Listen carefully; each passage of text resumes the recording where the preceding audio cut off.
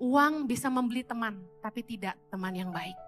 Teman yang real, yang sesungguhnya mengasihi kita adalah mereka yang tidak bisa dibeli dengan uang. Mereka hadir di masa-masa kita kere, di masa-masa kita susah, kita ada di bawah. Itulah teman-teman yang sesungguhnya. Jadi jangan cuma berteman sama orang yang mau jadi teman Anda karena Anda berduit. Setialah kepada teman-teman yang ada waktu Anda susah. Perlindungan Tuhan, penyertaan Tuhan tidak bisa dibeli dengan uang. Semua itu karunia Tuhan. Ingat ini, kita butuh uang, tapi uang bukan sumber kebahagiaan. Tuhanlah yang memberikan kebahagiaan.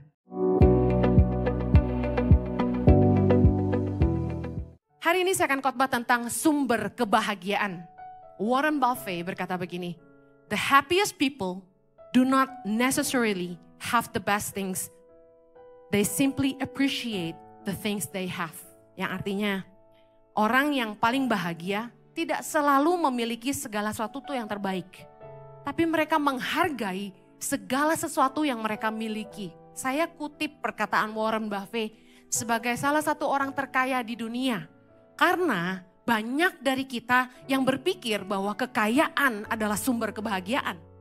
Apa kata orang yang terkaya di dunia ini? Orang yang bahagia tidak selalu memiliki yang terbaik.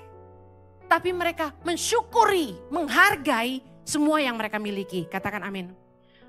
Orang-orang yang bahagia adalah mereka yang bisa mengucap syukur dalam segala keadaan. 1 Tesalonika 5 ayat 18 berkata, "Mengucap syukurlah dalam segala hal, sebab itulah yang dikehendaki Allah di dalam Kristus Yesus bagi kamu." Saya belajar bahwa hidup akan lebih dinikmati kalau segala sesuatu disyukuri. Katakan amin. Waktu kita belum kaya, kita tetap bisa melewati itu. Betul nggak?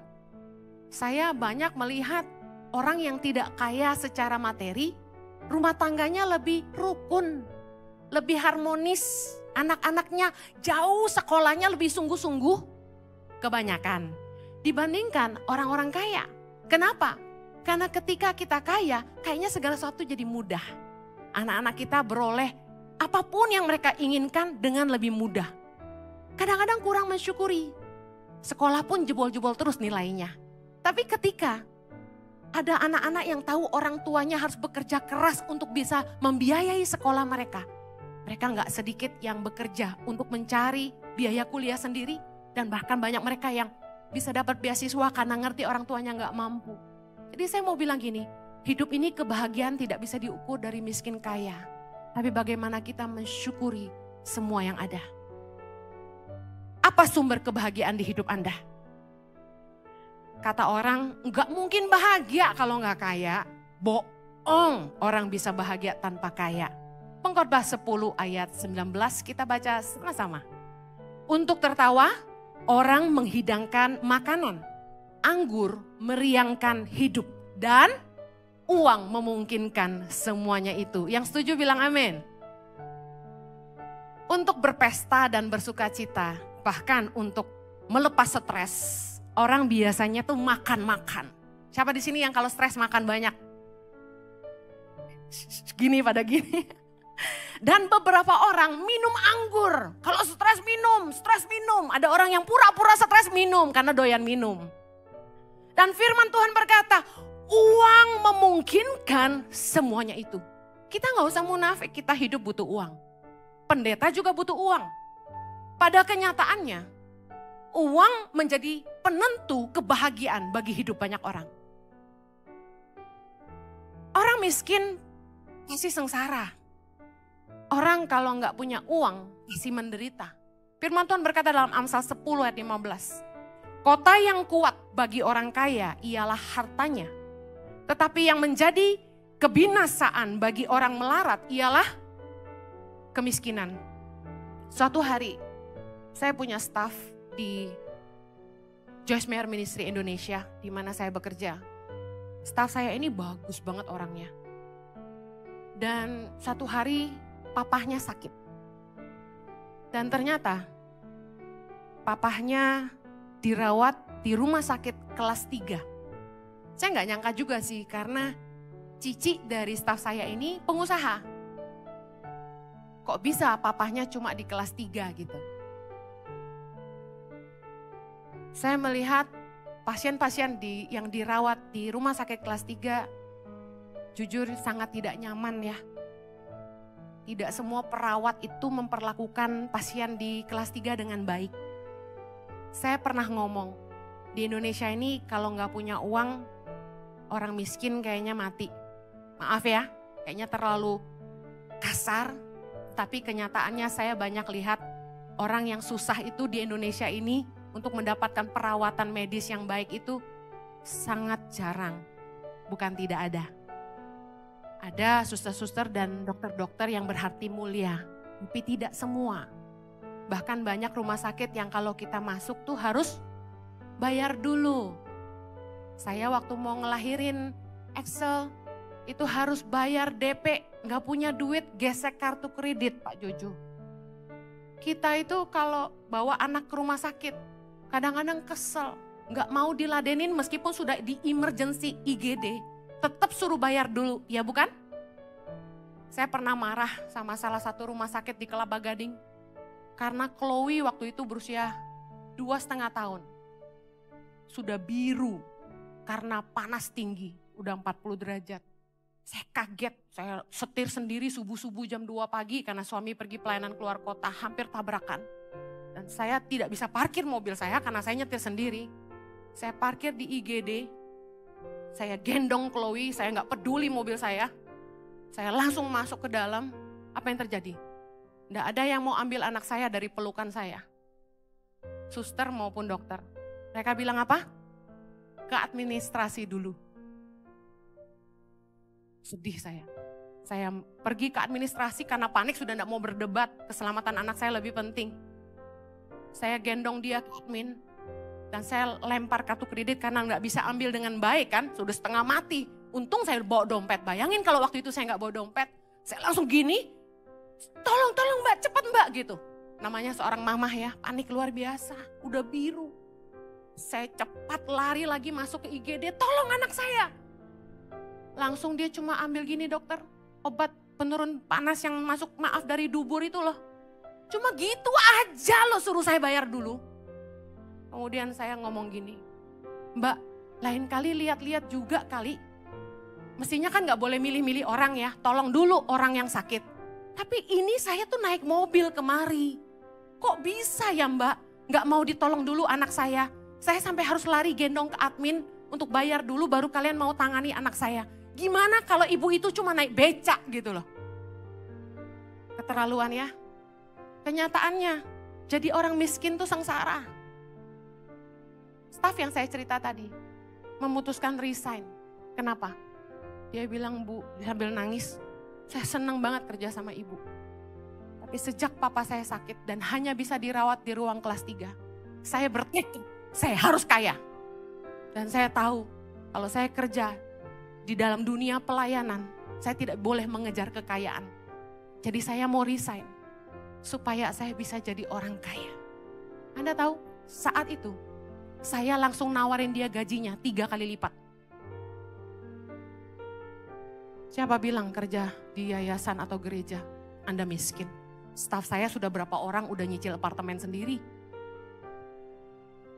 Hampir yang kerja sama yayasan aja udah nyicil apartemen sendiri. Kami enggak biarin orang susah. Ngapain bantu ribuan orang di luar sana kalau staf sendiri menderita? Ada amin? Staf kami enggak boleh miskin. Enggak boleh susah. Sebelum saya mati, mereka semua harus punya rumah. Saudara, karena tekad anak ini pengen kaya, dia resign. Membuat saya berpikir, orang miskin sangatlah sengsara. Kalau nggak punya uang, orang pasti menderita. Karena itu, berusahalah dan berdoalah supaya jangan sampai Anda dan anak cucu Anda miskin. Amen. Saya tidak mengaminkan ketika orang bilang gini, biar sonder gaji asal pakai dasi. Jadi pendeta harus miskin. Saya tidak aminkan itu. Dengar. Sumber kebahagiaan tidak melulu soal harta. Kita semua memang butuh uang. Tapi kadang-kadang orang lupa bahwa ada harta yang tidak bisa diukur dengan uang. Dan ada kebahagiaan yang tidak bisa dibeli dengan uang. Kita akan bahas. Mazmur 104 ayat 15, baca sama-sama. Dan anggur yang menyukakan hati manusia. Dan yang membuat muka berseri karena minyak. Dan makanan yang menyegarkan hati manusia. Baca ayat ini. Ayat ini menggambarkan bahwa anggur dan makanan yang membuat orang senang. Benar, benar sekali. Waktu orang mau happy-happy pasti makan-makan dan minum anggur. Dan minyak yang membuat muka berseri, artinya apa? Istri-istri Anda perlu dirawat mukanya. Beliin serum Gi, titip Pak Jojo beli di Israel. Ayat ini menggambarkan bahwa anggur dan makanan dan minyak itu penting di hidup kita. Dan semuanya itu butuh apa? Uang. Tapi sebenarnya bukan hanya tentang makan apa, tapi makan sama siapa. Yang setuju katakan amin. Tahukah Anda Tuhan tuh luar biasa. Bahwa Tuhan tahu manusia itu perlu merasa bahagia. Katakan amin. Tuhan telah menciptakan 4 hormon kebahagiaan dalam diri kita. Waktu dia menciptakan kita, katakan wow. Lihat bagaimana Tuhan menciptakan 4 hormon ini yang membuat kita merasa bahagia. Dan yang luar biasa gini, salah satunya sumber untuk menciptakan hormon bahagia itu adalah ini. Kita merasa bahagia saat kita makan enak dan makan bersama orang-orang yang kita sayang.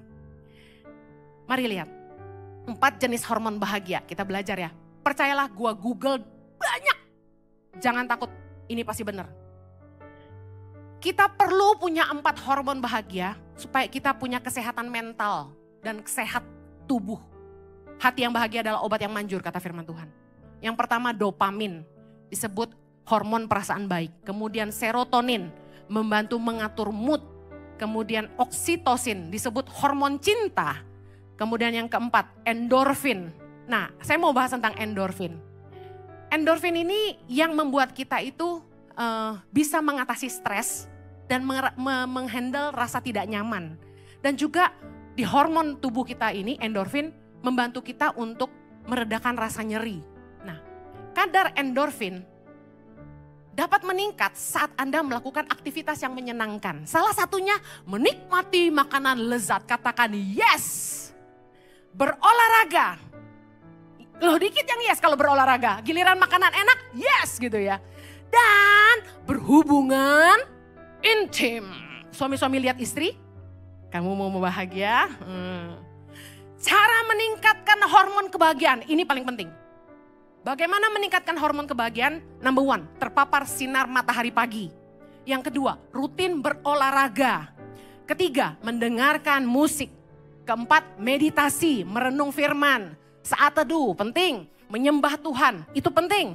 Yang kelima, makan bersama orang tersayang. Wow, kenikmatan yang kamu rasakan saat menyantap makanan lezat dapat memicu pelepasan hormon dopamin dan endorfin. Tak hanya itu, menyiapkan makanan lalu berbagi makanan bersama orang yang kita sayang bisa meningkatkan kadar oksitosin. Mama-mama, masak buat anak-anak dan suami membuat happy. Dan ketika kita makan bersama itu juga bikin happy. Makanya penting keluarga-keluarga minimal sehari harus makan sama-sama. Mau makan pagi boleh, makan siang boleh, makan malam boleh. Minimal sehari sekali, makan sama-sama. Dan kalau mau bahagia, Anda harus makan sama orang-orang yang Anda sayang. Nah, ada beberapa makanan yang juga bisa berdampak untuk menambah hormon kebahagiaan. Salah satunya makanan pedas, yogurt, kacang-kacangan, telur, dan lain-lain. Oke, ini yang saya mau tekanin. Bahwa luar biasa sekali firman Tuhan. Anggur menyukakan hati manusia, makanan yang menyegarkan hati manusia. Ternyata benar.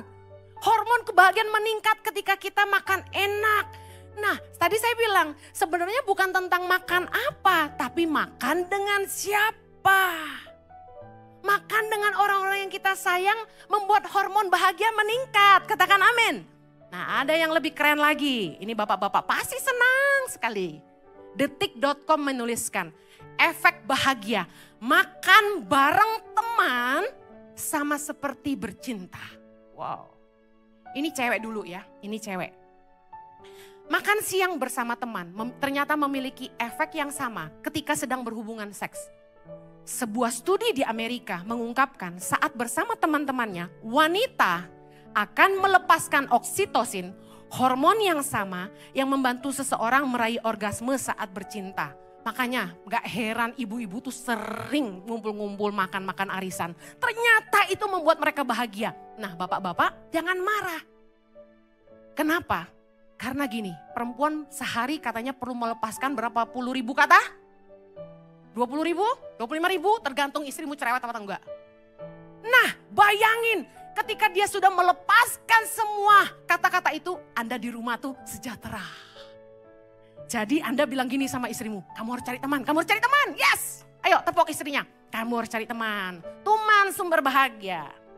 Makanya kenapa cewek-cewek lebih senang makan sama teman-teman daripada berhubungan seks. Kenapa? Ayo. Karena kalau makan dia senang, tapi buat berhubungan seks dia harus nyenangin suaminya. Itu. Alkitabiah ya, luar biasa.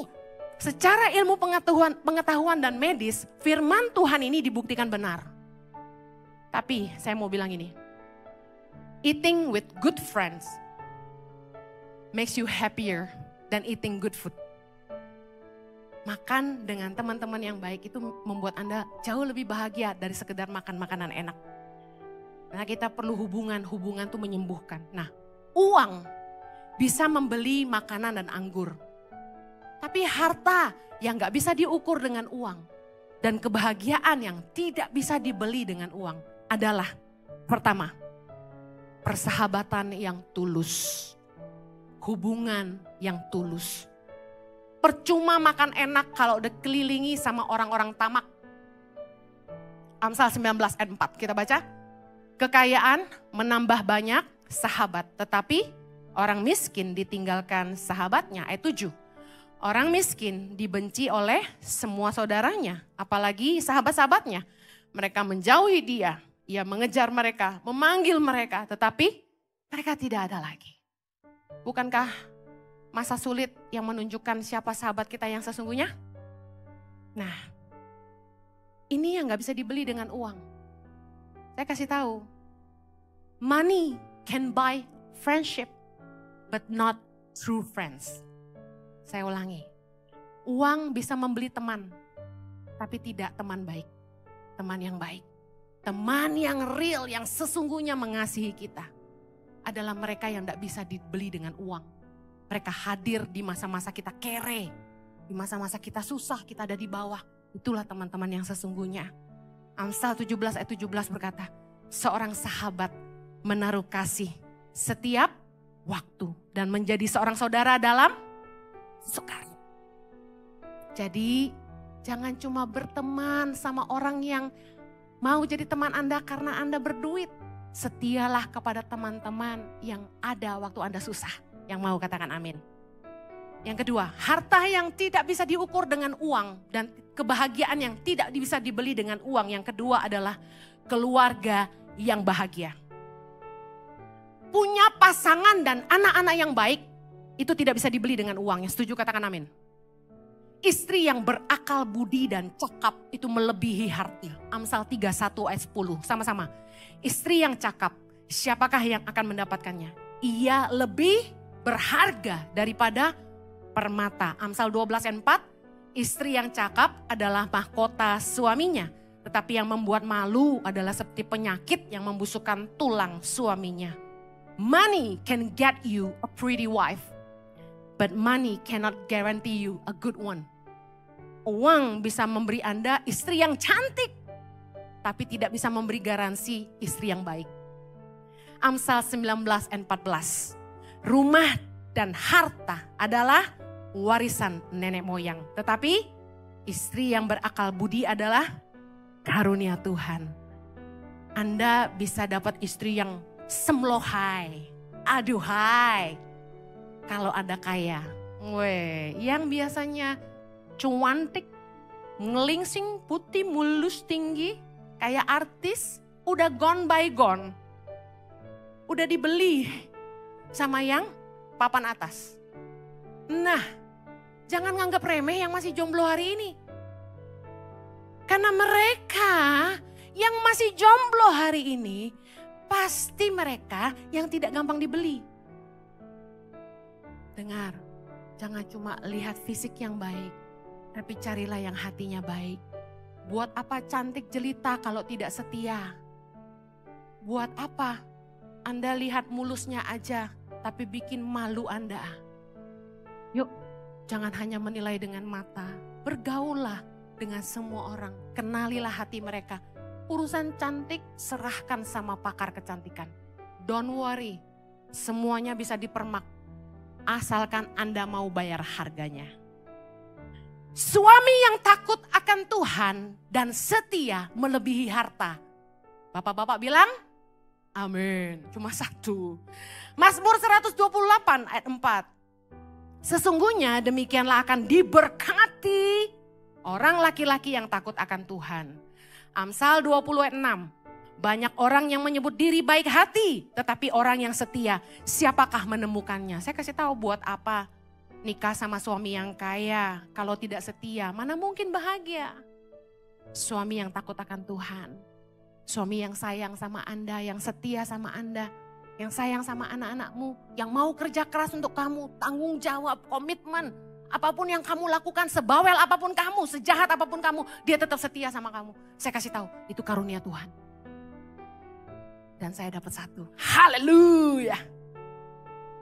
Anak-anak yang baik dan takut Tuhan adalah harta yang berharga. Katakan amin.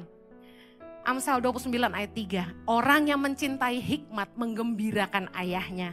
Tetapi siapa yang bergaul dengan pelacur memboroskan harta. Amsal 28 ayat 7. Orang yang memelihara hukum adalah anak yang berpengertian. Tapi orang yang bergaul dengan pelahap mempermalukan ayahnya. Percuma punya harta melimpah kalau tidak bisa diteruskan sama anak-anak kita. Setuju bilang amin. Firman Tuhan Amsal 27 ayat 24 berkata gini. Karena harta benda tidaklah abadi. Apakah mahkota tetap turun-temurun? Punya anak-anak yang sifatnya gak baik. Karakternya gak baik. Malas. Tidak peduli Anda kaya apa. Satu hari Anda gak ada, semuanya habis juga.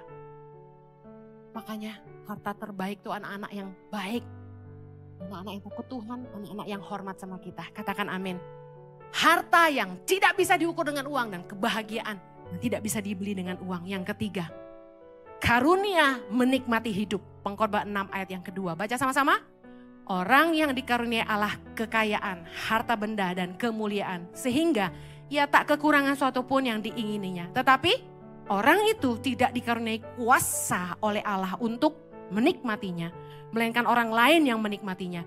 Inilah kesia-siaan dan penderitaan yang pahit. Kuasa menikmati hidup adalah karunia Tuhan. Saya kasih contoh. Ingat, kita kaya, belum tentu kita bisa rasa. Kuasa merasa itu dari Tuhan. Ingat waktu pandemi, apa yang terjadi? Salah satu gejala pandemi, kehilangan indera perasa. Anda bisa merasakan makanan enak? Waktu Anda flu, batuk, apakah Anda bisa merasakan makanan enak? Yang ada kita hilang nafsu makan, benar? Waktu saya kena COVID, saya nggak bisa rasa apapun kecuali rasa manis. Sementara itu rasa yang saya paling kurang suka. Jadi saya tidak suka minuman manis. Saya minum kopi pahit. Saya suka sawi pahit, saya suka pare pahit, saya suka daun pepaya, apa-apa yang pahit-pahit saya suka. Makanya hidup itu udah pahit, makanya saya suka yang pahit-pahit. Ya, karena Jojo udah manis. Ya. Dengar baik, kita itu penting punya indera perasa. Kalau nggak percuma harta kita mau beli apa aja, setuju? Kemarin waktu saya pulang dari Papua, saya sempat kena flu. Aduh, immediately mati rasa. Lidah saya nggak bisa rasa, padahal saat itu ada yang kirim durian musangking ke rumah. Haleluya. Bahkan ada durian apa tuh? Yang selain musangking, yang warnanya oranye banget tuh. Yang pencinta durian. Ya blackthorn, betul, 100 buat Anda. Nah, aduh saya tuh gak pernah makan. Jadi begitu tahu itu blackthorn, oh my God. Saya langsung bilang sama staf saya, tolong ambilin Tupperware dong. Simpen sedikit. Kalau mama udah sembuh minggu depan, mama mau makan. Saya suka durian banget kan. Tapi kan Dermaster bilang gak boleh karena diet kan. Nyolong makan 2 biji gak apa-apa lah. Nah saudara tahu, makanan enak dan mahal di depan mata. Blackton dan Musangking mahal bukan? Percuma kalau gak bisa rasa. Gigit jari aja. Nasi goreng kambing kebon sirih. Ada yang kirim ke rumah. Kok kamu tahu sih saya suka? Kasih loh. Tapi lagi gak bisa rasa. Semuanya sia-sia. Saya mau kasih tahu, uangmu bisa beli makanan enak. Tapi rasa enak itu datang dari Allah. Uangmu bisa beli ranjang yang mahal. Tapi tidur nyenyak itu dari Tuhan. Tuhanlah yang memberikan kita tidur nyenyak. Kejadian 2 ayat 21. Tuhan membuat Adam tidur nyenyak. Ingat? Dan banyak ayat bagaimana Tuhan membuat manusia tertidur nyenyak. Nah saya mau baca Pengkhotbah 5 ayat 11. Baca sama-sama. Enak tidurnya orang yang bekerja. Baik ia makan sedikit maupun banyak. Tetapi kekenyangan orang kaya sekali-kali tidak membiarkan dia tidur. Orang kaya bisa beli ranjang yang enak. Tapi belum tentu bisa tidur nyenyak. Yang setuju katakan amin. Seorang konglomerat dengan sangat terkejut melihat supirnya tidur panas-panasan di bagasi mobil yang dibuka. Sementara tiap malam dia harus tidur jam 3. Saya menyaksikan orang yang sangat kaya raya. Tiap malam harus minum obat tidur. Sungguhlah benar kata firman Tuhan. Percuma kita punya harta benda kalau tidak ada karunia menikmatinya. Kita ajak supir makan, ajak suster makan. Kita sendiri gak boleh makan kambing, gak boleh makan babi, gak boleh makan santan, gak boleh minum manis-manis. Sementara mereka makannya enak bener. Ngiri gak kita? Siapa bilang harta sumber kebahagiaan? Karunia untuk bahagia dan menikmati hidup itu datang dari Tuhan. Amin. Bahkan istri yang asik buat diajak hidup itu karunia Tuhan. Amin. Anda lihat. Nih tadinya gue mau lewatin tapi penting kayaknya. Kita lihat ayatnya. Pengkhotbah 9 ayat 9. Nikmatilah hidup dengan istri yang kau kasihi seumur hidupmu yang sia-sia. Yang dikaruniakan Tuhan kepadamu. Saya kasih tahu. Punya pasangan yang bisa diajak menikmati hidup itu karunia Tuhan. Banyak pasangan yang gak asik diajak hidup. Berapa banyak suami-suami yang pergi ke luar negeri. Katanya meeting tapi mijit yang penting-penting. Istrinya di Indonesia sendirian aja. Masa hidup bisa bahagia kayak begitu? Saya kasih tahu ya, waktu kita masih sederhana, kayaknya makan sepiring berdua itu bahagia, nikmatnya luar biasa. Tapi orang kaya makan duduknya jauh banget, saking kegedean mejanya. Kursinya 10-10 kanan kiri, kowe nang kono aku kan nang kene. Dah waduh. Yang gak ngerti bahasa Jawa nanti saya terjemahkan di subtitle aja. Yang berikutnya, harta yang tidak bisa diukur dengan uang dan kebahagiaan yang tidak bisa dibeli dengan uang adalah rasa aman dan kedamaian. Mazmur 4 ayat 9, baca sama-sama. Dengan tentram aku mau membaringkan diri lalu segera tidur. Sebab hanya Engkaulah ya Tuhan yang membiarkan aku diam dengan aman. Semakin banyak harta seseorang justru semakin ia merasa gak aman. Ada amin? Amsal 15 ayat 16, sama-sama yuk. Lebih baik sedikit barang dengan disertai takut akan Tuhan daripada banyak harta disertai dengan kecemasan. Amsal 13 ayat 8, kekayaan adalah tebusan nyawa seseorang. Tetapi orang miskin tidak akan mendengar ancaman. Sih, ada bersyukurnya gak Anda gak kaya raya? Yang penting sederhana, mau makan cukup, mau sekolah cukup, bisa bayar BPJS, ada amin? Dengar baik. Orang kaya aja banyak satpamnya, menandakan rasa aman gak bisa dibeli dengan uang. Yang terakhir, harta yang tidak bisa diukur dengan uang dan kebahagiaan yang gak bisa dibeli dengan uang adalah hikmat, kepandaian, takut akan Tuhan, dan perlindungan Tuhan. Yesaya 33 ayat 6, sama-sama yuk. Masa keamanan akan tiba bagimu, kekayaan yang menyelamatkan ialah hikmat dan pengetahuan, takut akan Tuhan. itulah harta benda Sion. Terakhir Amsal 2, ini penting banget, ayat 6 kita baca yuk. Karena Tuhanlah yang memberikan hikmat, dari mulutnya datang pengetahuan dan kepandaian. Ia menyediakan pertolongan bagi orang yang jujur, menjadi perisai bagi orang yang tidak bercela lakunya, sambil menjaga jalan keadilan dan memelihara jalan orang-orangnya yang setia. 9, maka engkau akan mengerti tentang kebenaran, keadilan dan kejujuran, bahkan setiap jalan yang baik. Ayat 10, karena hikmat akan masuk ke dalam hatimu dan pengetahuan akan menyenangkan jiwamu.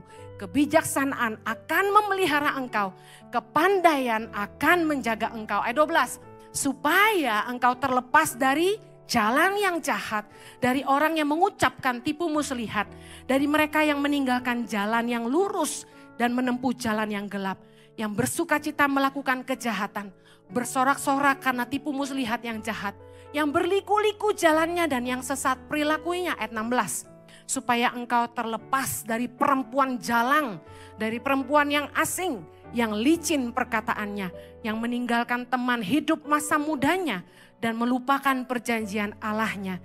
Sesungguhnya rumahnya hilang tenggelam ke dalam maut, jalannya menuju ke arwah-arwah. Segala orang yang datang kepadanya tidak balik kembali dan tidak mencapai jalan kehidupan. Amin. Dengar baik, hikmat, kepandaian, takut akan Tuhan, bijaksanaan, perlindungan Tuhan, penyertaan Tuhan, tidak bisa dibeli dengan uang.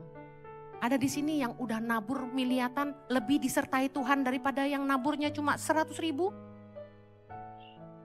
Semua itu karunia Tuhan. Ingat ini, kita butuh uang, tapi uang bukan sumber kebahagiaan. Tuhanlah yang memberikan kebahagiaan. Kita berdoa. Bapa di sorga, kami bersyukur untuk harta yang tidak bisa diukur dengan uang. Dan kebahagiaan yang tidak bisa dibeli dengan uang.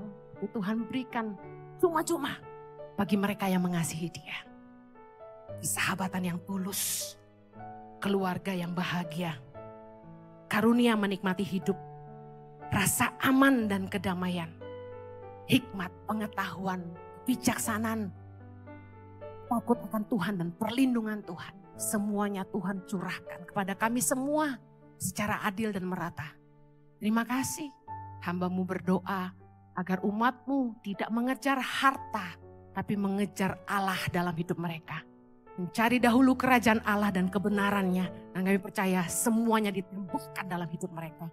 Engkaulah sumber kebahagiaan kami. Dalam nama Yesus. Yang diberkati Tuhan, sama-sama katakan amin.